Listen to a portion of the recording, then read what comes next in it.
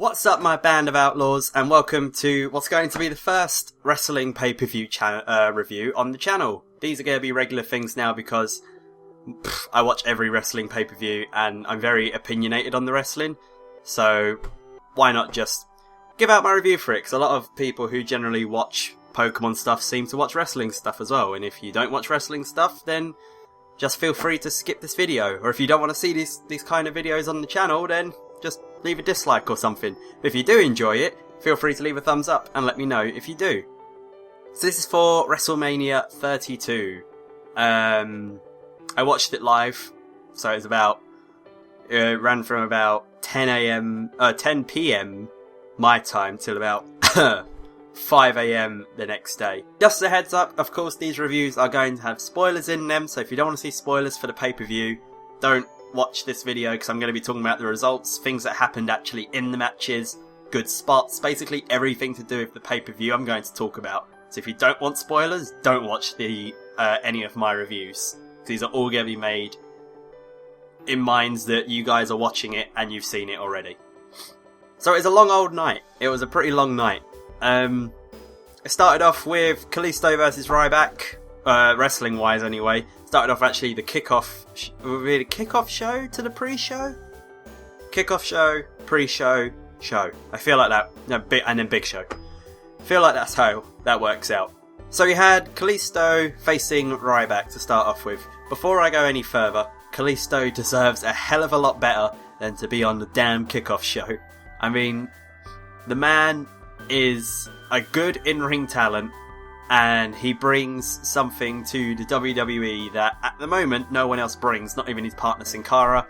No one even in NXT really brings what he brings. He's got that lucha style which WWE is missing, or not missing at the moment, but just doesn't have, which can work well when used properly, which they are not doing, as evidence with him being on the kickoff show against someone like Ryback. And just as a word to warning, I hate Ryback. Ryback's not good. I don't like his character. I've never liked any of his characters, even when he was Skip Sheffield and he was a cowboy, and then he was a Terminator, and then he was like eating everything, and now he's just a big guy. And the fact that he can't even get over, like people still don't give a crap about him when his character is, I'm a big guy, and he is just a big guy, says something for him at the moment. But the actual match was mediocre at best, I feel. I mean, it was just your typical small guy versus big guy match. Kalisto with a few kicks to Ryback's legs. Ryback pushed him off. Kalisto with a few drop toe holds and bringing Ryback down to his level, as the commentators like to say, and he's chopping him down like a tree trunk, and all sorts of things that we haven't heard many other times before with Rey Mysterio versus God knows how many other people. But the match overall wasn't too great. The ending was a bit weird. Kalisto had took off the middle turnbuckle and Ryback and drop toe hold Ryback into it, and then hit the whatever du Soleil thing on him to put him away. It was okay. Nothing fantastic, nothing to write home about. Kalisto can do better, but when it's a match like that, I'm not surprised it was on the kickoff show. So, not a great match, not really much to talk about, but it is what it is. Kalisto deserves better. The US title as a whole deserves better than to be on the frickin' kickoff show. Especially when you got some of the crap-filling stuff that was on the main show, but we will get to that later on. Next up, we had the 5-woman tag match with Team Total Divas versus Team... Was it Beautiful? Was it Bad and Blonde? Or Beautiful... Blonde, Bad and Beautiful? Or Blonde and Bad? I don't know. Team everyone out. Team Total Divas versus Team Women who aren't on Total Divas, pretty much. I feel like we've had this match before, when Total Divas first started. Rewind, go check it. Total Divas started, I think, in 2008.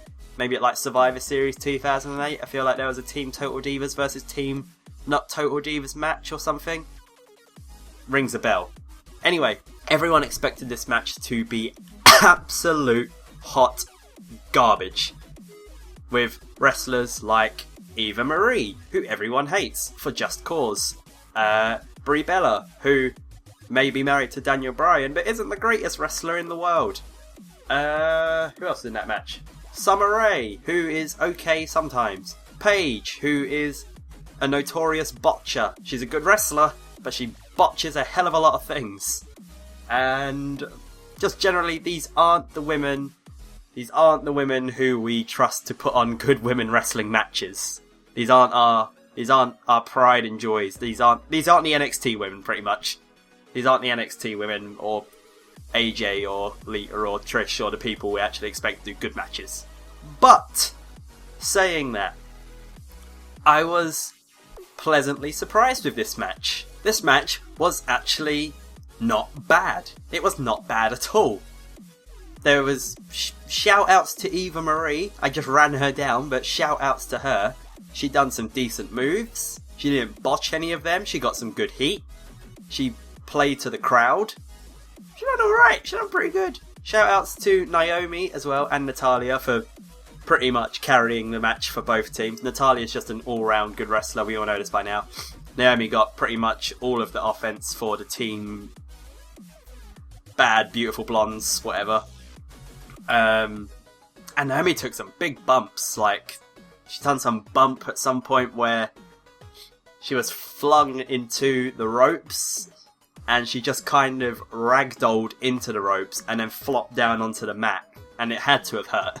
And then she got shoved off the top turnbuckle by someone and took a bump to the outside of the ring as well. So shout outs to Naomi for committing to the cause and making the most out of her WrestleMania moment.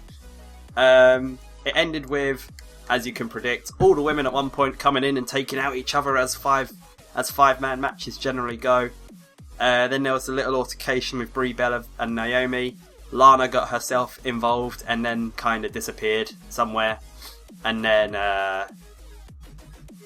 Brie Bella made Naomi tap out to the stupid yes lock. Was it Naomi who tapped out? I feel like it was. And then Nikki Bella came out and all the Team Total Divas was like, yay, we're on TV and you're not! Pretty much that. If that was Brie Bella's last match, she won her retirement match. Ugh. Everyone knows you don't win your retirement match, not unless you're some crazy egotistical fool. But, like I said, overall, I was pleasantly surprised with the match. It was pretty okay. I don't know whether it was okay because I expected so little of it, or whether it was okay just because it was okay. That's something for you guys to decide. But overall, I didn't come out of that thinking, well, that was a waste of time. I thought, you know what? Not a bad kickoff pre-big show whatever match thing going on there. Next up was the Usos and the Dudley Boyz. Literally, I didn't even, because I have notes to refer to. I didn't even have notes for this match. I just, this match was like the most irrelevant match of the night, which is saying something when you've got a 10-woman tag match. This match just meant nothing. It was short, nothing really happened. Uso, I can't even remember it, and I don't want to go back to watch it, because I remember watching it the first time and just thinking, well, that was something that just happened, kind of thing. It was very bland and boring, and poor Dudleys, who've had such an illustrious career, and now pretty much nobodies. They're not even enhancement talent, because they're not enhancing the Usos in this role. Beating the Dudley Boyz on the kickoff show does not enhance the Usos. It just makes the Dudley Boyz look terrible. But the Usos won somehow, I don't remember how, with a super kick probably, because everyone and their grandmothers know how to do super kicks now, while Shawn Michaels rolls in his future grave.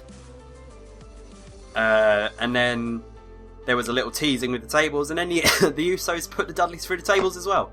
So, yeah. Watch if you want to see Dudleys go through tables, or if you like seeing Samoans shout things as they walk down to the ring. Pretty much probably a match you can skip. On to the main show, and we started with a ladder match. Everyone has a new jacket. Miz had a new jacket. Zack Ryder had a new jacket. Stardust had a new outfit. Dolph Ziggler had a new outfit. Everyone has been shopping before WrestleMania. Huge pops for Sami Zayn, Kevin Owens, and surprisingly Zack Ryder. If Sami Zayn and Kevin Owens don't main event a WrestleMania in the future, someone at their job at WWE is not doing their job correctly. Simple as that. These two men, like, throughout the whole match, the chemistry they had, the amount of heat they were drawing, the amount of reactions they were drawing, that's just like, that is a WrestleMania main event in the making, easily. It's just like, has to be done. Also, shout out to The Miz, for getting like a ridiculous amount of heat. Holy crap, does that man generate heat? He generates so much heat he could probably dry out Roman Reigns' hair, and Roman Reigns goes through about 5 showers before going through that curtain. Like, the man gets boos like nobody's business, which is his job. You don't have to like The Miz, because it's his job to make you not like him. If you don't like him, he's doing his job well. That man is just one of the best heels in the company for just getting people to hate him no matter what. Just a little Miz appreciation moment there. Anyway, the overall match was fun, with some decent, and I mean decent, not great, not amazing, not phenomenal, not oh my god moments. There were some decent spot moments, like Sami Zayn when the ladder was standing up. As such, Sami Zayn jumped through it over the top rope and took everyone out. That was kinda cool. I mean, not sure why the ladder made a difference. I mean, he still just jumped over the top rope, but it was kinda cool to look at nonetheless. And then he immediately ran over to Kevin Owens and done that thing where he jumps through the turnbuckles and does his spinning DDT, which is always a pretty cool spot. So I enjoyed that. Sin Cara took a nice bump onto Stardust when he was shoved off the ladder by Kevin Owens, I believe. Stardust was laid across the ladder, as such, between the barricade and the ring. Stardust on top. Sin Cara, ladder. Both men go through the wooden ladder. That was an okay spot too. Been done a lot of times now, so nothing too special. Again, decent. Not fantastic, but decent. Before this, however, Sin Cara done quite a cool spot, which I don't feel like it got the credit it deserved. When he was climbing for the ladder, Dolph Ziggler pushed the ladder over. Rather than Sin Cara just fall, as such, as he was falling off the ladder, he jumped off of it, bounced off the top rope into, I don't know if it was a 360 splash. Let me check my notes. Yeah, bounced off the top rope into a 360 splash to hit the people on the outside, which was pretty cool. That was a pretty cool moment there. Shout out to Sin Cara, because if he botched that, that could have been like game over for him. That was a cool little moment. And shout outs to Kevin Owens selling like a damn champion. The man is amazing. He sold, I can't remember what bump it was, I can't remember what he took. I think he like took a DDT onto a ladder, or he just fell off the ladder, fell headfirst into it or something.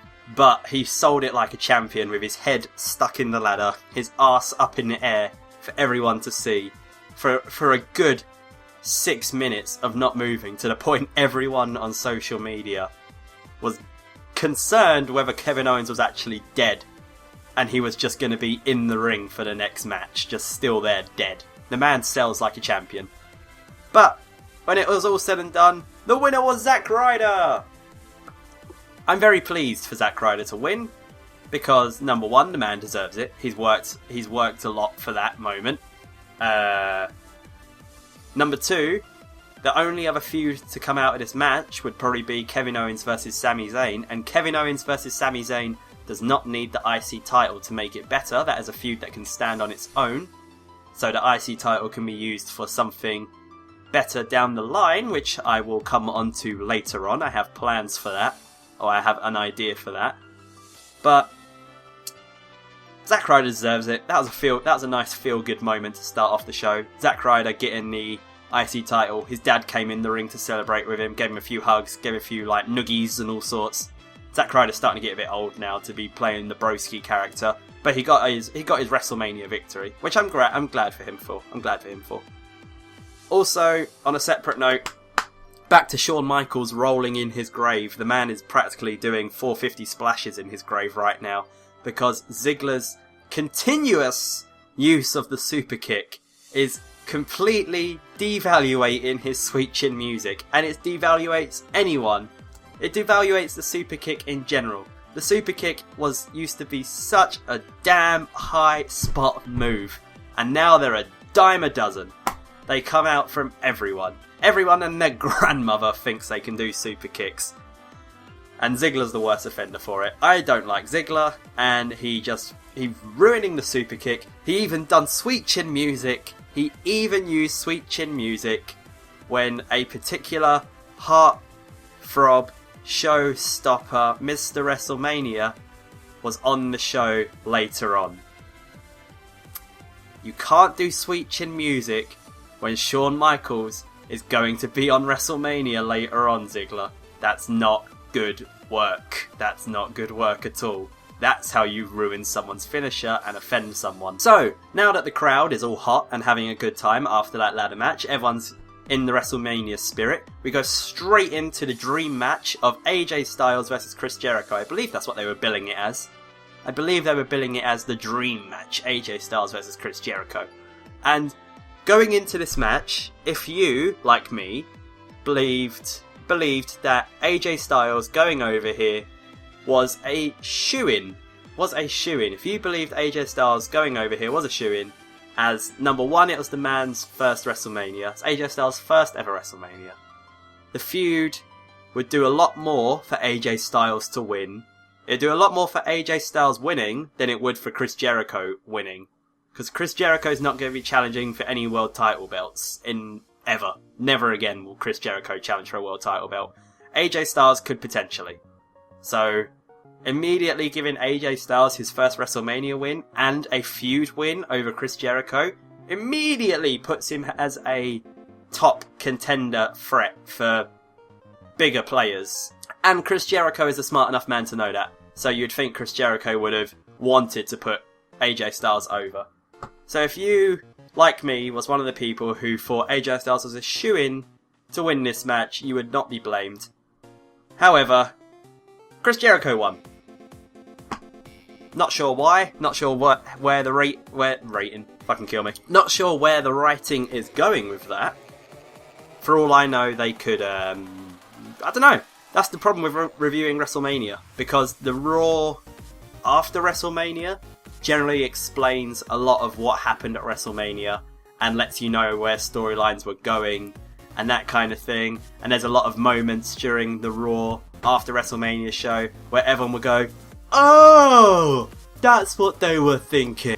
I don't have that privilege right now. I'm just doing this on the Monday afternoon before Raw. So for anyone who's like, "Oh, they were doing this, it's so obvious." Like, was it really obvious? Just before anyone says that. Anyway, on to the match. The match was good. The match was pretty good. It wasn't great. I expected this match to be the show stealer, and it wasn't, but it was still a good match.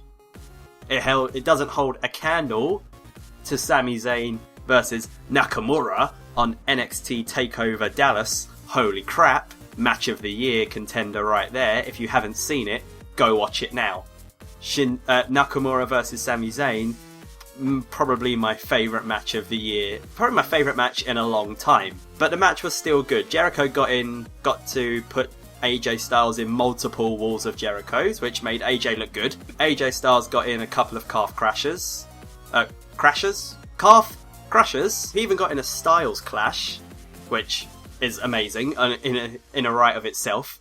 He got a springboard 450 splash. He got that springboard inverted DDT thing that he does. But it was still Jericho who went over in the end. And cleanly, at that. Jericho won cleanly, so there's not even anything to fall back on for AJ Styles to get a rematch and eventually triumph over Chris Jericho. Chris Jericho beat him at WrestleMania. I believe he beat him at Fastlane 2. This is kind of over for the feud with Chris Jericho going over AJ Styles, which doesn't look good for AJ Styles' WWE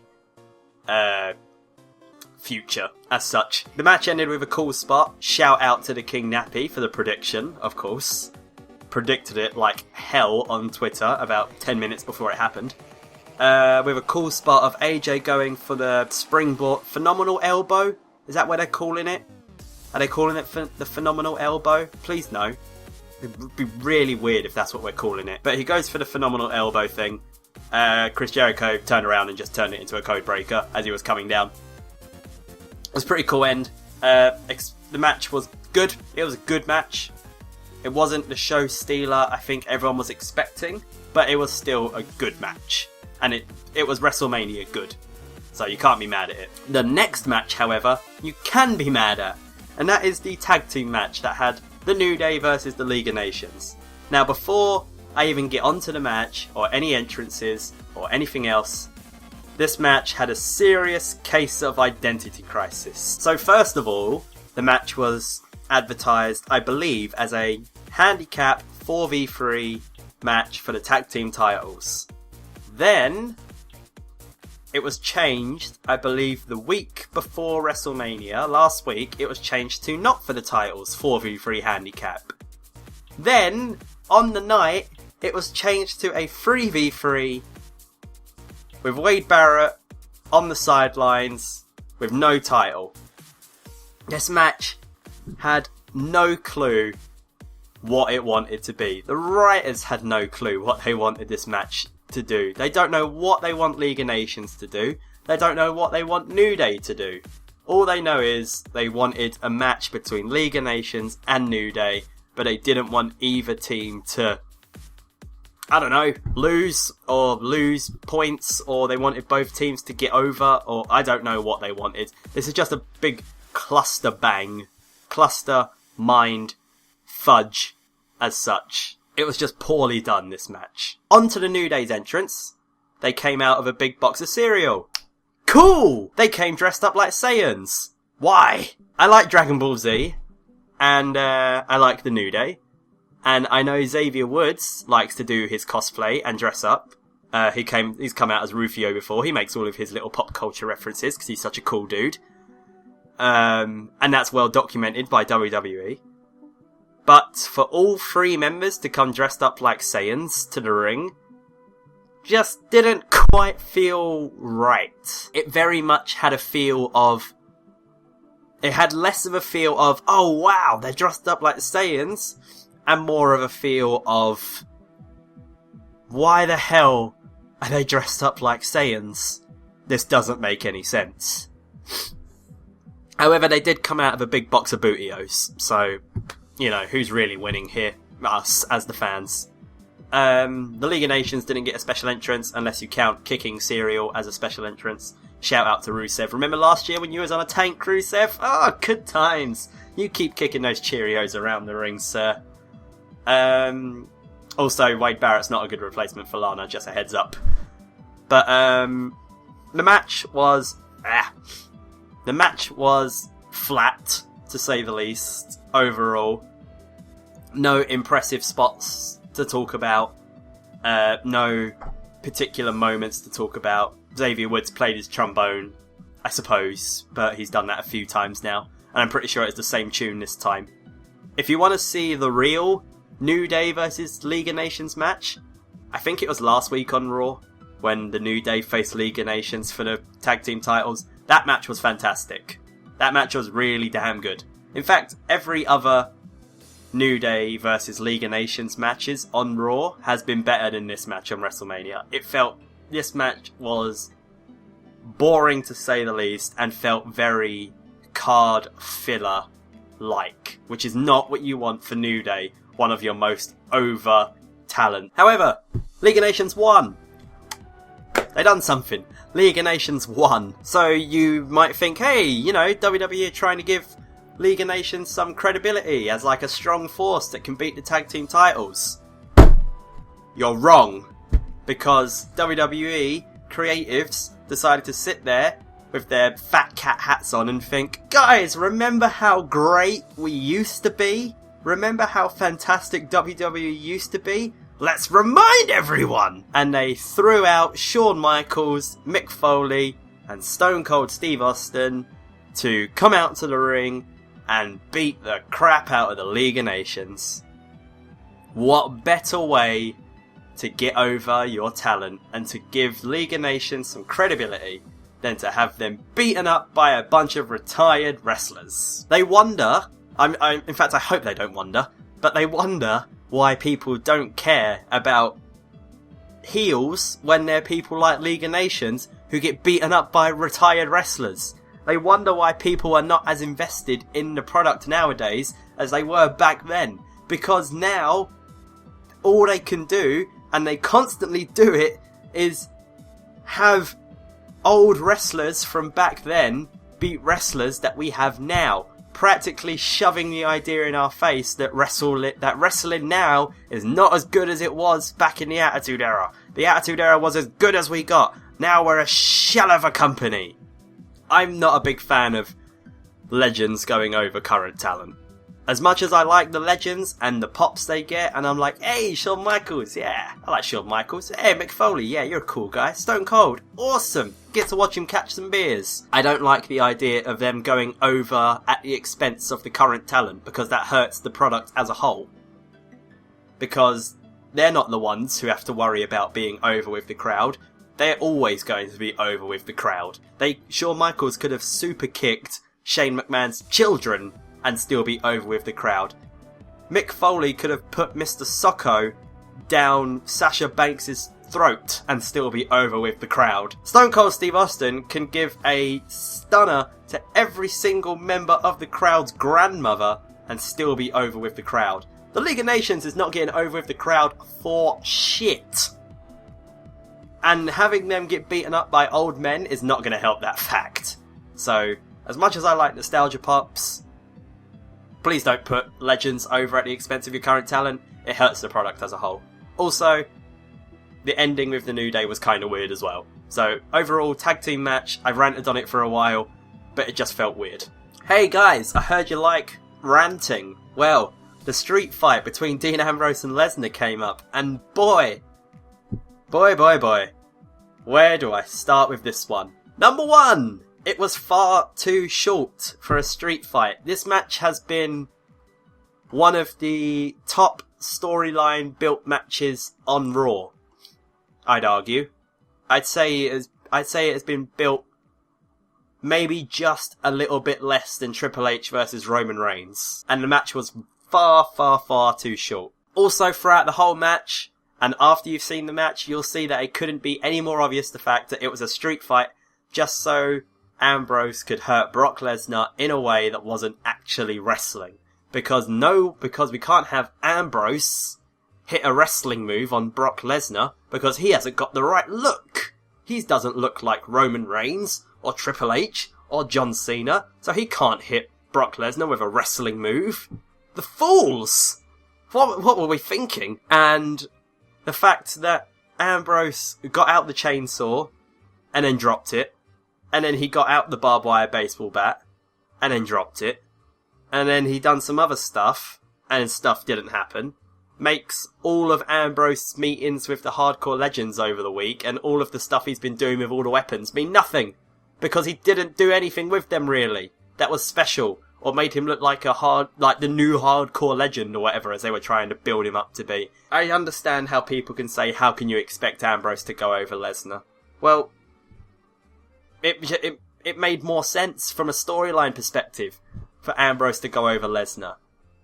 It just made more sense from a storyline perspective and as a product perspective. You know, if Ambrose had gone to town on Brock Lesnar with the barbed wire baseball bat, smashing him in the back, smashing the back, smashing the gut, and then he beat Brock Lesnar like that, that doesn't lower Brock Lesnar's credibility at all.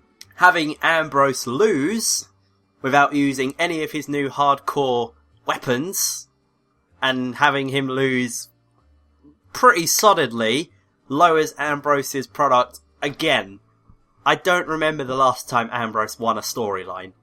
And it's getting worrying now, because people keep on saying like, oh, well when Roman Reigns is a face, or when Roman Reigns turns heel, then Dean Ambrose will face him in a rivalry as a face. Well, why should he? Why should he? Dean Ambrose can't beat anyone. Dean Ambrose hasn't beat Triple H, who Roman Reigns has beaten. Dean Ambrose can't beat Brock Lesnar, who Roman Reigns has beaten. So why should Ambrose get to face Roman Reigns? It's just these little niggly facts that make it seem that the writers just don't seem to consider. It's what happens when they do their booking week by week. It's like, you can't expect people to get invested in a wrestler who doesn't win. He has to win at some point, whether he looks the right part or not. Otherwise, eventually, people are just going to become uninvested in him. And when you've got someone who is as over as Dean Ambrose, you want to keep that utilised, because not many people nowadays are getting genuinely over just by being themselves in WWE. Looking at you, Roman Reigns. But the match as a whole, this was the one match where I expected Brock Lesnar to bleed, and he didn't. It's the only match where he hasn't bled, for some reason. You know, street fight, don't bleed. Arm wrestling match with John Cena. Oh, he's busted wide open. No, come on. Ambrose takes a suplex really damn well. Ambrose might be one of the best people at selling the German suplex. Probably helps that he's quite easy to throw as well. But yeah, Brock Lesnar won, made Brock Lesnar look strong. Didn't give Dean Ambrose much at all. Leaves him winless and directionless coming out of WrestleMania. Dean Ambrose is going to need something big. Something monumentally big on the Raw after WrestleMania to give his character some direction and some hope. Pretty much. Next up, we had the women's triple threat match. Match of the night. Thank you, Lord, I don't know, wrestling gods. This was the match of the night. It stole the show right out from Undertaker and Shane McMahon. It stole the freaking show. The women's match was amazing. Like, there's not enough good things can be said about what these women done. The spots, all of the spots were amazing. Charlotte with a fantastic moonsault to the outside on Sasha Banks and Becky Lynch. Becky Lynch with a suicide dive onto Ric Flair. The man's like 90 years old. He does not need a red-headed Irish woman jumping on him, but it happened. That was a cool moment. Sasha Banks hitting one of the best frog splashes I've seen in a long time from nowhere. Better than Kevin Owens' frog splash that was in the ladder match just worth a mention. There was just great mat-based wrestling. Like, the submission trades were good. The reversals were good. There were suplexes. There were suplexes off the top ropes. There was DDTs. Charlotte hit a double natural selection. It was a really damn good match. Really damn good match that told a good story of Charlotte is this natural athlete who can do all these amazing things. Sasha and Becky at one point just beat the crap out of Charlotte together because they just want the belt off of her and on someone else. But then they also just won it for themselves. They started fighting each other. And then the result played into the storyline too. And the match was just perfect. It just worked. It just worked from telling a story, wrestling-wise, and result-wise. It just done well. The result was that Charlotte made Becky Lynch tap out. And if I was going to have one complaint about this match, it was that Becky Lynch felt very third wheel-like. Like, really obviously third wheel-like. Charlotte had this big, like, Ric Flair-like cape gown that was made from the gown that he wore at his last WrestleMania. Sasha Banks had her entrance done by Snoop Dogg and had confetti. And Becky Lynch just had her entrance. You know, Becky Lynch just had her entrance. So, yeah. Felt very... Everyone, like... Becky Lynch was clearly just put in this to take a fall. And she felt very third wheel-like when the result happened. During the match, she didn't feel third wheel-like. Just during the result, she felt third wheel-like. And that'd probably be my only complaint with it. But still, Charlotte won. So Charlotte is the new Women's Championship holder. No more Divas title. Thank freaking Christ. The Divas title looked like vomit. The new Women's title looks amazing. Agreed with it. 100%. I hope at some point the Women's Champion links up with the IC title champion, because the belts match each other so nicely and would look good together. That's what I hope. Put them together. Like that. As a thing. That should be a thing. And she got a load of pyro as well, because she's Ric Flair's daughter. But, best match of the night. If you're going to watch a match, watch the women's title match. And then watch this match afterwards, which would be the Hell in a Cell match between Shane McMahon and The Undertaker. It's no like hidden secret that this match had the most confusing booking ever. Why was Undertaker fighting Shane McMahon? They never really explained it. Undertaker will never wrestle again if he loses. Okay, but how's Shane McMahon going to beat Undertaker? You know, Shane McMahon hasn't wrestled in 5 years, and The Undertaker's meant to be this dead man. They never really explained that, apart from having Shane McMahon learn some crazy martial arts stuff in a, like, Rocky-esque video montage. Vince McMahon didn't even come out during the match, which I fully expected. This match was just kind of confusing booking. However, it was saved by Shane McMahon, who came out with his kids. He done his entrance with his kids, which I thought was nice, and it spawned a lot of funny posts on social media, such as I can't wait for Shane McMahon to beat Undertaker over the head with his own children, or as I cleverly tweeted out, pat myself on the back, congratulations me, you are a funny man. I tweeted out, plot twist, Shane McMahon and all of his children all know how to do coast to coast. It spawned a lot of fun.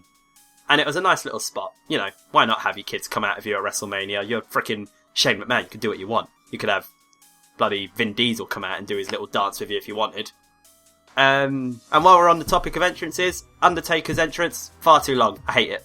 I really don't like Undertaker's entrance. Hashtag unpopular opinions. Undertaker's entrance is way damn too long, and I don't like it. I liked it when he first came back. Past that point, every time he comes out, I literally just spend the whole time looking at my phone, because it's just not interesting to me anymore. On to the match itself, though.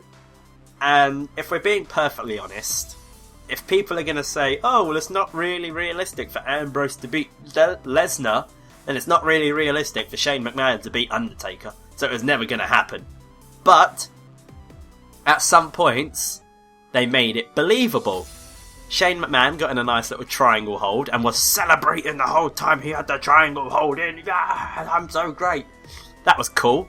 He hit his coast to coast on Undertaker. That was cool. He even hit Undertaker over the head with a damn toolbox twice.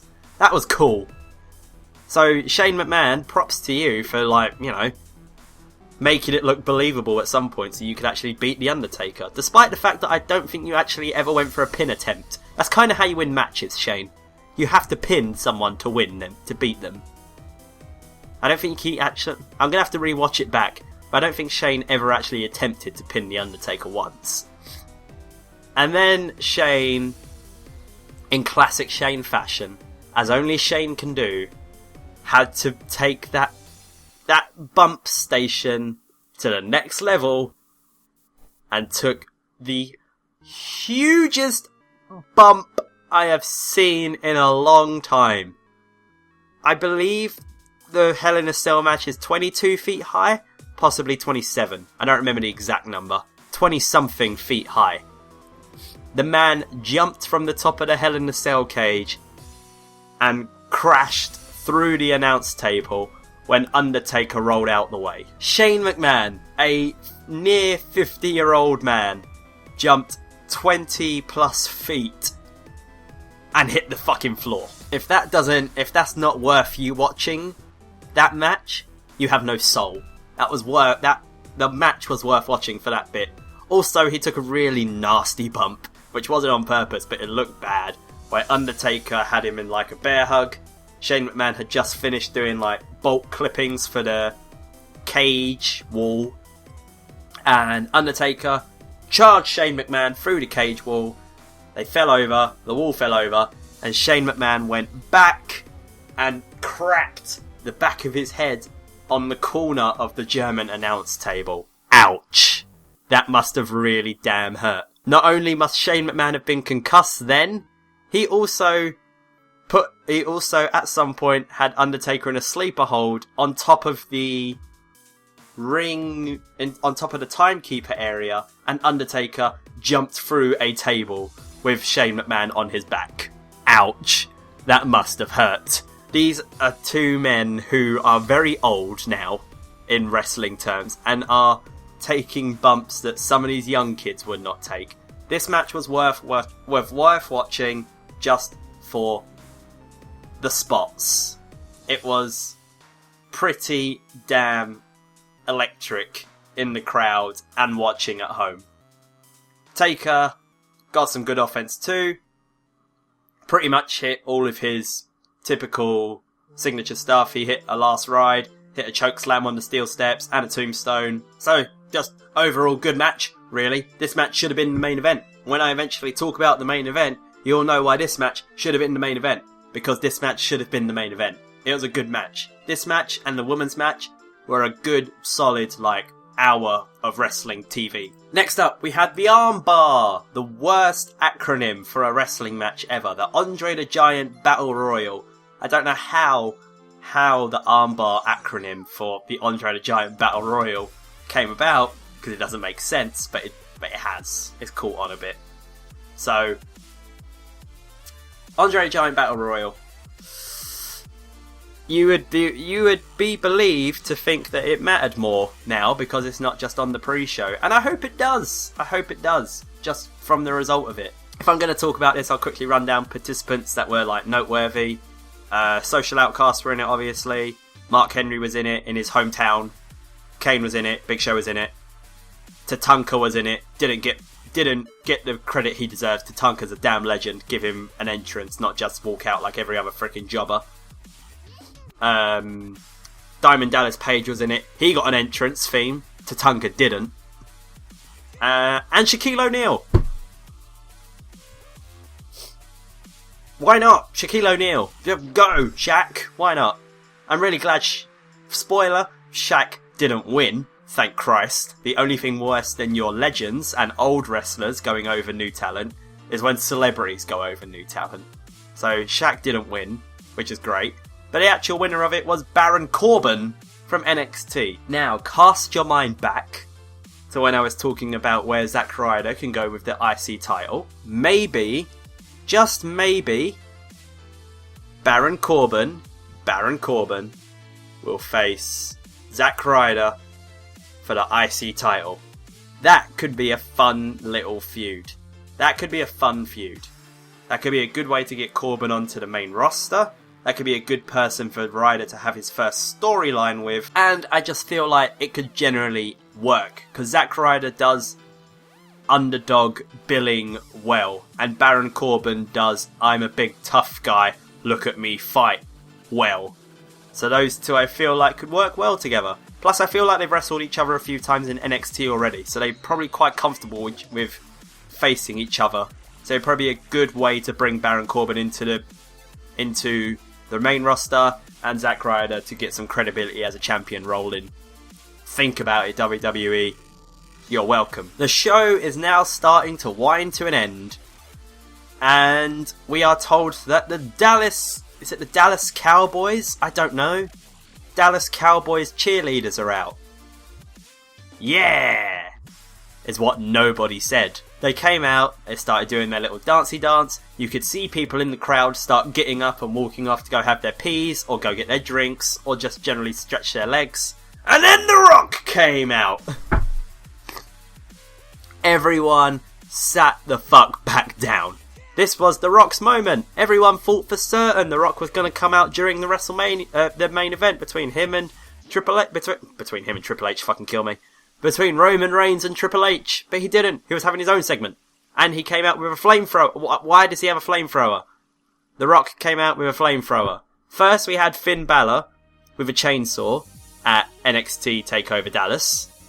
Now we have The Rock with a flamethrower at WrestleMania. I half expected Roman Reigns to come in for his entrance on a bulldozer. That was the way these entrances have been going. But he came out with a flamethrower and he set his own name on fire. And it just said The Rock, but it was on fire. Which, I don't know. Cool. I mean, yeah, The Rock, very well known for his love of fire. Him and Kane are actually twins. That's a plot twist right there. But, it's The Rock, so, no one complained. As always, The Rock gets away with a lot during his promo styles, including drug references, incest mentions, risky language, general other stuff. The Rock can say whatever the hell he wants. Pretty much. And then the Wyatts came out. And my heart dropped. Oi, oi, oi, oi, oi. Part-time wrestler who is already over with the crowd and is never not going to be over. Unless he physically shit in your mouth. The Rock. Bray Wyatt, who hasn't won a rivalry and hasn't won a match since 1978. New talent right here. Rock over new talent. Rock goes over even more. Bray Wyatt stays down here. Rock goes to do a movie. Now we're expected to believe Bray Wyatt is the face of fear. Doesn't work. It just doesn't work. I love The Rock. I love all WWE legends. Not at the expense of current talent. Please stop doing this, WWE. So, The Rock got to set a new world record by beating Luke Harper in 6 seconds in an official match. That's kind of cool, I guess. Why not? It didn't take anything away from the show, so I don't mind that bit too much. Luke Harper's not going anywhere. I'm more about protecting Bray Wyatt, to be honest. And then Cena!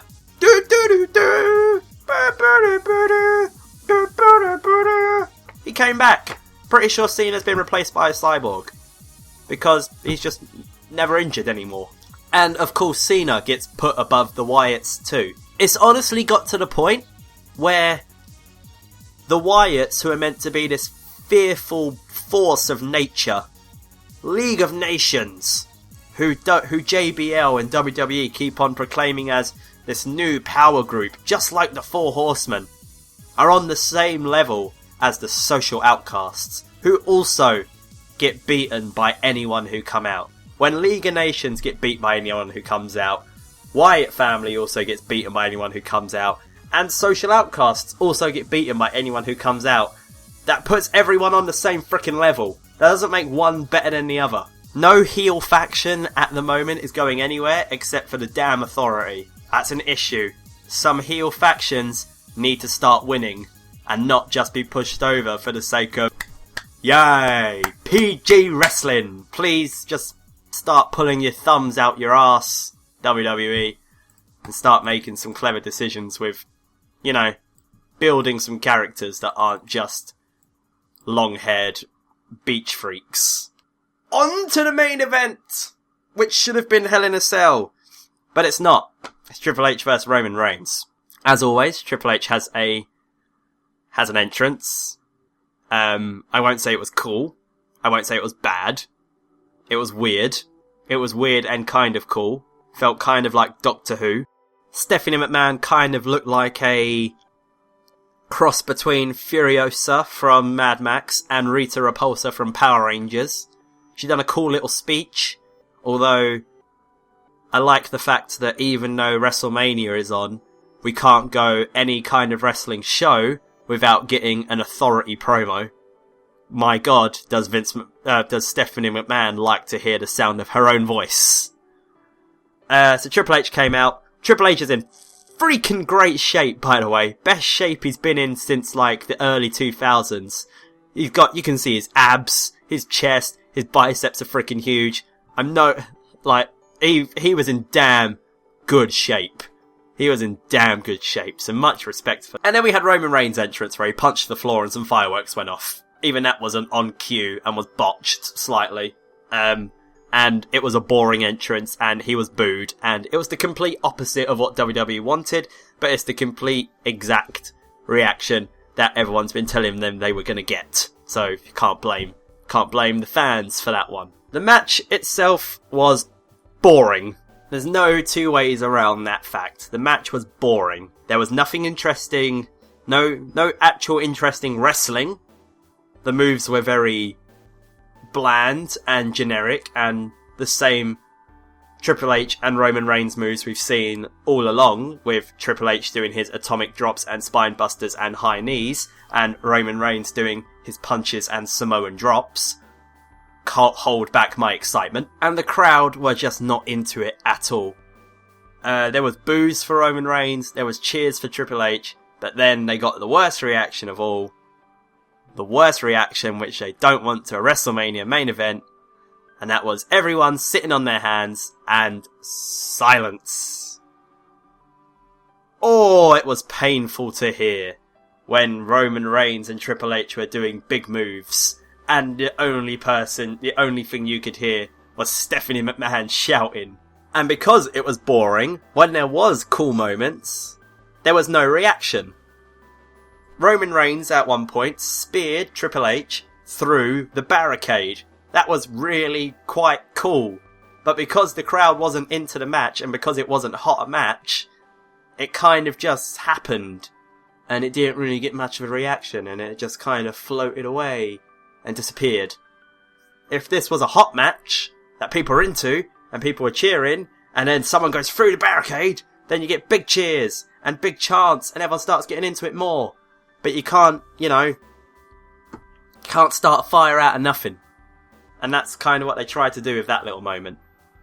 Then some more stuff happens, and then Stephanie McMahon gets in the ring, and Triple H holds on to the referee, and Roman Reigns spears Stephanie McMahon. I was on my damn feet. That was freaking cool. There was no two ways about that. And that is the one time of the night Roman Reigns got cheered, was when he speared Stephanie McMahon. WWE, Roman Reigns is clearly over as a wife/woman beater. You know which character to run with. Thank me later. And then the match just ended with Roman Reigns giving Triple H 2 Superman punches and then spearing him, and Roman Reigns won, and the show went off the air. Flatter than 3-day-old beer. The match just ended. WrestleMania just ended with Roman Reigns holding the title, and it was the crap ending that we was all fearing.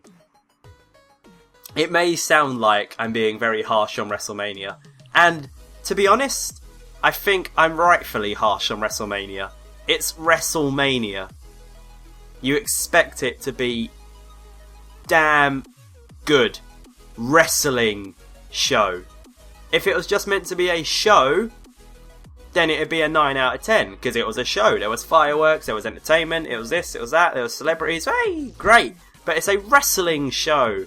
There has to be good wrestling on a wrestling show. And there just wasn't good wrestling throughout. And there was too many parts where there wasn't good wrestling. And things just kind of weren't happening. And things just kind of didn't really make sense to me. Personally. So, I feel like I was rightfully harsh on it. But, if I'm going overall, and we're going pros and cons, we'll start with the pros. The women's match was amazing. Like, seriously, go watch that women's match. It's amazing and it deserves all the credit you can give it. Shane McMahon and his craziness during the Hell in a Cell was worth a watch too. Just watch that hour of WrestleMania. Like, pretty damn good. Pretty good hour of wrestling. The legends actually coming back were cool. I know I've been complaining about them going over newer talent, but the fact that they were there was still cool. I mean, you can't not be like, yeah, Shawn Michaels. Come on. It's still cool that they're there. And Zack Ryder winning. Zack Ryder winning was a good moment. Nice feel-good moment to start off WrestleMania.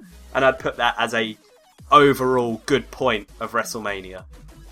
On to the negatives, which there's more of, because I generally think if I was going to rank this in terms of WrestleManias, this would definitely be in the lower end of WrestleManias. The main event was boring, and the crowd didn't help it. The crowd were very much, like, in a protest, kind of, that they weren't going to enjoy this WrestleMania, which didn't help. The match wasn't going to be good anyway, but the crowd didn't help. So, I'm not putting it all on WWE, I put some of it on the fans there, but, you know, it's a joint effort. The street fight was a letdown. It was billed as something that it was not. It was billed as, like, going to be this massive, big match, and it was a letdown overall. I feel like that's generally agreeable across the board for everyone. Speaking of across the board, weird results across the board. Lesnar wins. Yeah, Lesnar's a monster, but it doesn't really make sense for storyline. League of Nations win. Yeah, it wasn't for the titles, but then League of Nations got beat up by a bunch of legends anyway, so who cares? Charlotte wins. Yeah, Charlotte's Ric Flair's daughter, but this was a no disqualification match, so this would probably be the best chance where you could give the belt to Sasha Banks and advance the storyline further, being that Becky Lynch was the third wheel, so she doesn't need to be in the storyline past tonight. So you give the belt to Sasha, and then move the storyline onto Charlotte versus Sasha. So, few weird results. Zack Ryder I'd class a weird result, but that was a good one. New talent being fed to relive WWE's glory days. I won't badger on about that again. Just, it's a mistake. And just overall, the night didn't really fit in. It didn't really live up to the WrestleMania namesake. It's WrestleMania. You want to be wowed and amazed. And for the most part, like I said, for that women's match and Hell in a Cell match, we were wowed and amazed. But past that, no, didn't happen.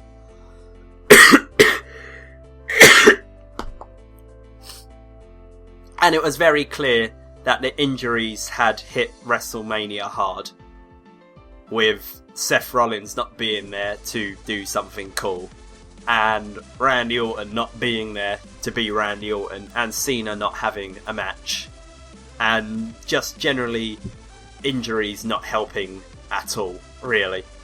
So, overall I'd probably have to give this maybe a 6 out of 10. If we're going out of 10, 1 to 5 is a bit too vague. I prefer 1 to 10. I'd give this maybe a 6, maybe 6.5, because the women's match and Hell in a Cell match was so good. Maybe 7, depending on how I'm feeling. So 6 or 7.